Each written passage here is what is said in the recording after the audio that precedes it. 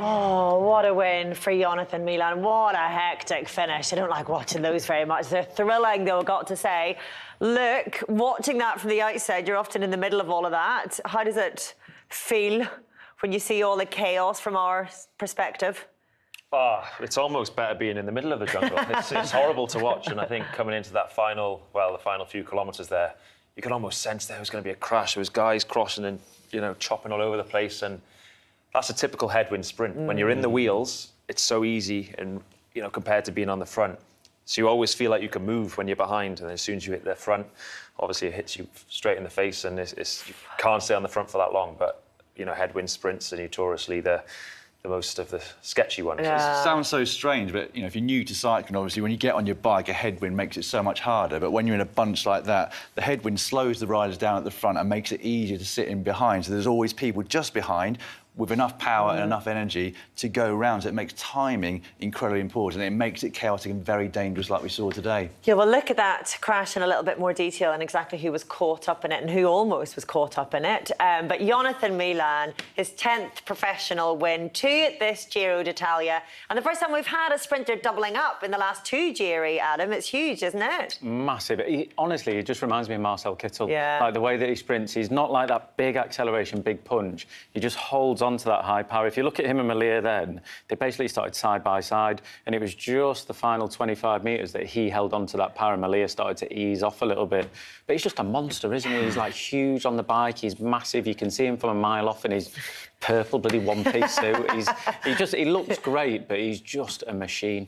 And those riders, there's only 2 sprint winners actually, isn't there, who are still in this race, who could have doubled up, himself and Tim Merlier. Olaf Koy has gone now already. They've each been close, haven't they? And looking at maybe being able to double up. And we always look at a Grand Tour as to who's going to be the dominant sprinter. So far, it is this man. It is this man, yeah. I mean, even in the sprints he's not won, he's been second or third. He's never been lower down the sprints than second or third, I think. So he's just been consistent, either first or second. So, yeah, like you said, I think you can easily say that, yeah, he is the fastest sprinter at this race so far. Dan, you called it, lead track. I did, I felt like with all 8 riders within it, no GC rider left to look after. These are the stages they really want to maximise their results and get more wins on the board. It's not just for the Ciclamino jersey, of course. Stage wins are absolutely fantastic for anyone, but particularly an Italian in his home Grand Tour. But I mean, he just goes from strength to strength, Jonathan Milan, doesn't he? I mean, the power that we've seen, the numbers that we've seen that he puts out in the finale there. And we mentioned in commentary that Merlier, he's never won a stage beyond the 3rd one of any Grand Tour. He does seem to sort of pay for the efforts of getting over the climbs. You'd have thought that Milan would as well, because he's such a big guy. But for his size, he really seems to get over even the mountains relatively well compared to the other sprinters. And that's really important, because you need to have that much power in the legs going deeper into the finale of a 3-week Grand Tour in order to be able to still take the wins. But, yeah, that was so hectic. He was bumped a few times trying to get onto Merlier's wheel there.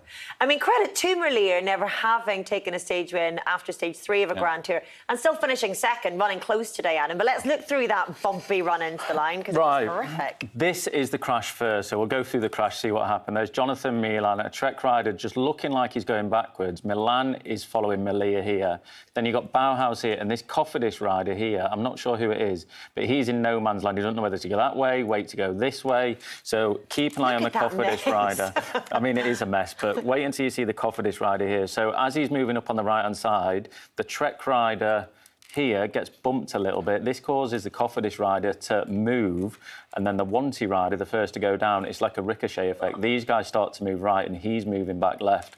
And then just a simple overlap of the wheels, and that is how, I'm pretty sure, how he comes down. Yeah, a little bit of braking, overlap of the wheel, and down he goes. As Luke said there, it's amazing no more riders came down. But as we get into the final here, it's pretty straightforward from here on in.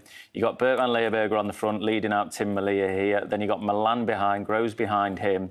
And then you got Gaviria here. And this part here, so these riders, they're all pushing their own wind already. The 2 in the front, Milan and Merlier, they're fully sheltered, so they're just waiting to pounce. The riders behind are trying to use a slipstream, these guys here, and launch down the left-hand side. But as soon as they go, as Luke said... Highlight Milano there on the right-hand side and look what happens to him, because he starts his sprint really quite early to try and get a gap on the others. But Merlier, when he starts his sprint, moves over to the right-hand side, and I think he was legitimately a bit upset with the way that happened. OK, let's talk about that, actually, because that is quite a deviation from the sprint line, isn't it, Adam? I mean, it's hard to know when your sprint actually starts, but this is when we talk about within the UCI rules, once your sprint has started, you're not allowed to deviate from the line. Yeah. Do you think that was a deviation, or had he not yet started? Let's look at it in a bit he's more definitely detail. started, yeah. I mean, you can see it, right? Timmerly is here, there, Milano's here, and Timmerly doesn't know he's coming up. As he's aware, there's plenty of room on the right-hand side. So this is the point here where Malia starts. And yes, he does go across the right-hand side. Milano at this point starts to freewheel. That doesn't give Milan the opportunity to go. He's already started his sprint behind, but Milano just loses speed. He's got his arm up in the air. Behind it's an absolute mess. But for the two in front, they had the best run into the finish. They had the best lead out. They're out of the win for as long as possible. But it will be interesting to see what happens, if anything does happen with Tim Malia. They tend to not do anything if you haven't won the stage, don't they? Slightly strangely. But, I mean, Malia wouldn't have known, like Adam said, that Milano was coming up at speed. But you would expect that sort of thing, especially in a headwind finish, that someone's going to think, I'm a bit too far back. If I go a couple of 50 metres earlier, I might get a slight head start in terms of my speed and be able to carry it in towards the line. So, like I said, I think Milano can be aggrieved with the way he was taken over to the barriers there, because he had to stop pedalling. But I wouldn't say it was that extreme. We've seen some... From the middle of the road right to the very edge. But he's just opening his sprint up. I think if he gets relegated there, I would say that's pretty harsh. Really? Yeah. But would you be surprised if Milano lodged a complaint? Because I don't think I would be. He might launch a complaint, but I'm no commissaire. Yeah. But I think if you relegate him there, that's a bit harsh. I don't see what he did there as crazy. No. Did he... If you take any sprinter who deviates from his line whatsoever, there's not going to be a sprinter left in the Can Giro. I ask a question, though? And we can hear from Tim Malia in a second, but are we judging this by the results? If that had caused a crash, surely that's a very clear deviation, no? Well, that's if it caused a crash, yeah. But that's the thing. What I mean is that if he'd done exactly the same manoeuvre, but then there's a crash, because he can't see behind him, that's the point of the rule, isn't it? You can't see behind, so you've got to stick to your line because you don't know what's coming up behind you. I also think we're being a bit naive if we think that Merlier doesn't really know someone's coming. Looking at the overhead footage there, you're always looking between your legs. You're trying to sense where guys are coming from. I think he's seen Milano come and drifted. I'm not saying he didn't see him coming and he had no clue he was there, but I don't think it's that extreme to relegate him. Well, there's nothing in the UCI rules about intention, whether he intended to deviate or drift. It's the fact of the matter, isn't it?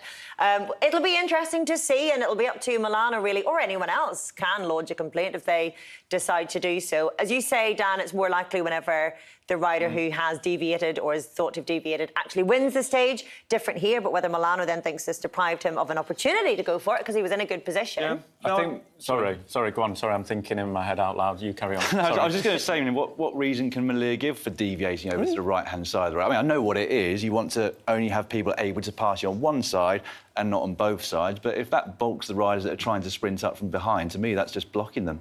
Adam, what were you going to say?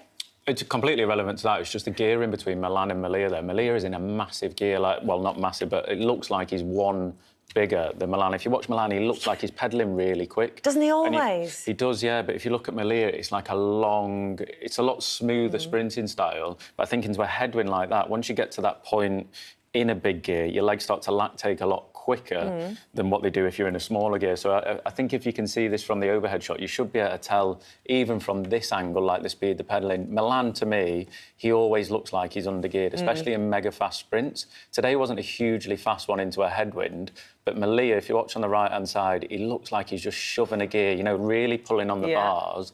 If you look at Milan, it looks like he's pedalling a lot quicker, at least 6 or 7 RPM quicker than what Malia's doing, and that might have been the difference into the headwind, just being able to stay on top of that gear for that little bit longer.